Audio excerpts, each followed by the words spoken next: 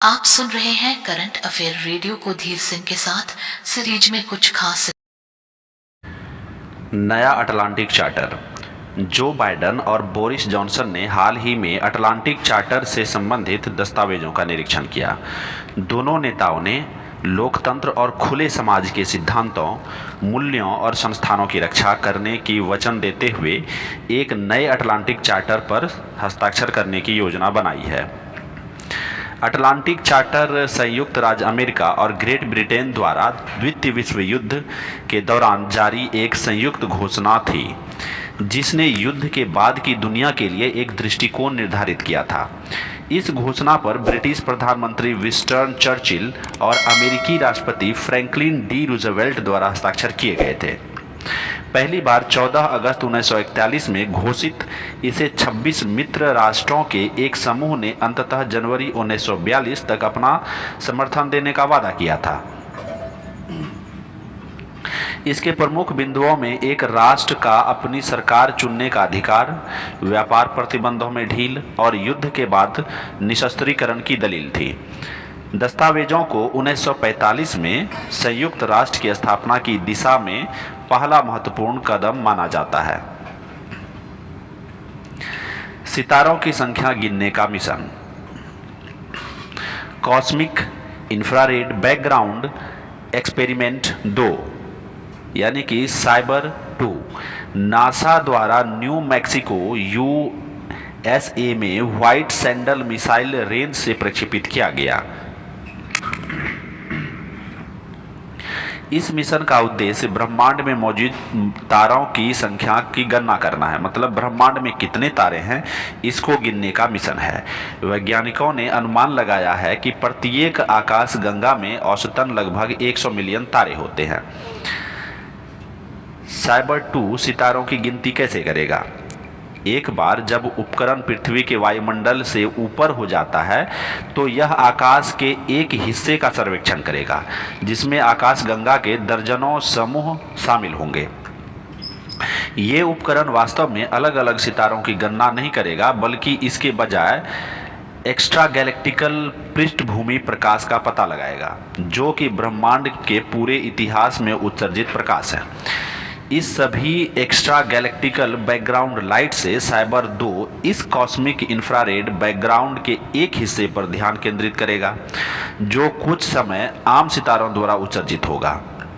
अनिवार्य रूप से इस दृष्टिकोण का लक्ष्य यह देखना है कि यह प्रकाश कितना चमकीला है, जिसमें वैज्ञानिकों को यह अनुमान लगाया जा सके कि इनमें से कितने तारे हैं। फेसबुक ने भारत के लिए शिकायत अधिकारी नियुक्त किया। फेसबुक ने अपने शिकायत अधिकारी के रूप में स्फूर्ति प्रिया को नियुक्त करने की घोषणा की है। यह कदम पिछले महीने लागू होने वाले नए सूचना प्रौद्योगिकी नियम 2021 की वजह से लिया गया, जिसके अनुसार 50 लाख से अधिक उपयोगकर्ताओं वाली सोशल मीडिया कंपनियों को एक शिकायत अधिकारी, नोडल अधिकारी और मुख्य अनुपालन अधिकारी भारत में नियुक्त करना होगा। इन तीनों अधिकारियों को भारत का निवासी होना चाहिए। फेसबुक के स्वामित्व वाले मैसेजिंग प्लेटफॉर्म व्हाट्सएप ने कुछ दिन पहले परेश बी लाल को शिकायत अधिकारी नियुक्त किया था। नए आईटी नियमों के लागू होने के 2 दिनों बाद व्हाट्सएप, फेसबुक और गूगल ने अपने अनुपालन अधिकारी, निवासी शिकायत अधिकारी और नोडल संपर्क व्यक्ति के बारे में जानकारी सरकार के साथ साझा की थी। पेंट पिंटर पुरस्कार 2021। जिम्बाब्वे की लेखिका डैन ग्रेम्बगा, जिन्हें बुकर प्राइज के लिए चुना गया है, उनकी पुस्तक ability to capture and communicate vital truths even amidst times of upheaval के पिंटर पुरस्कार से सम्मानित किया गया है।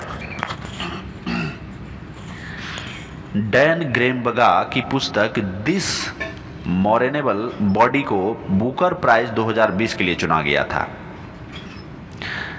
पेन पिंटर पुरस्कार की स्थापना 2009 में नोबेल पुरस्कार विजेता नाटककार हैरोल्ड पिंटर की स्मृति में की गई थी।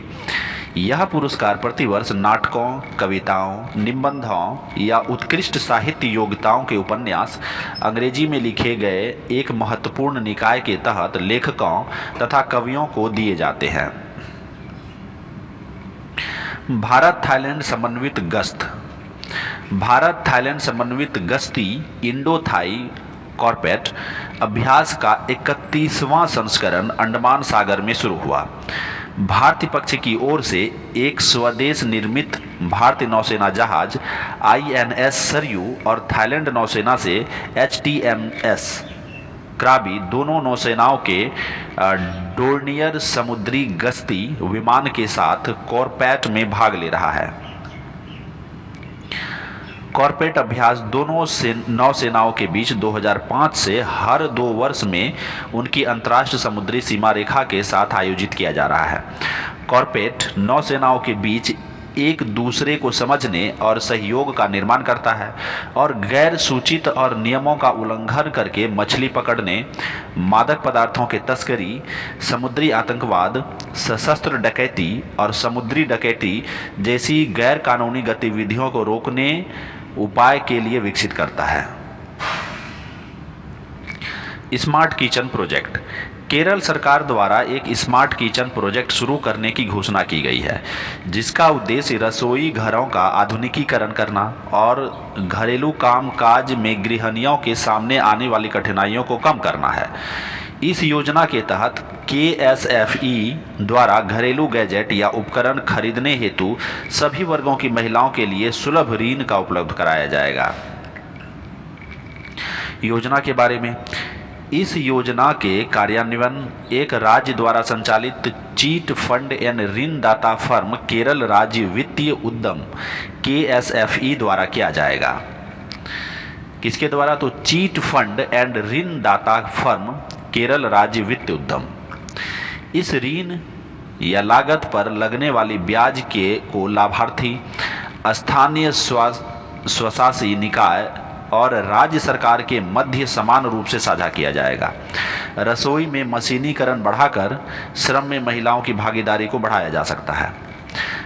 सरकार का मानना है कि श्रम में महिलाओं की बेहतर भागीदारी के लिए इन पर पड़ने वाले घर के कामों के बोझ को कम करना होगा।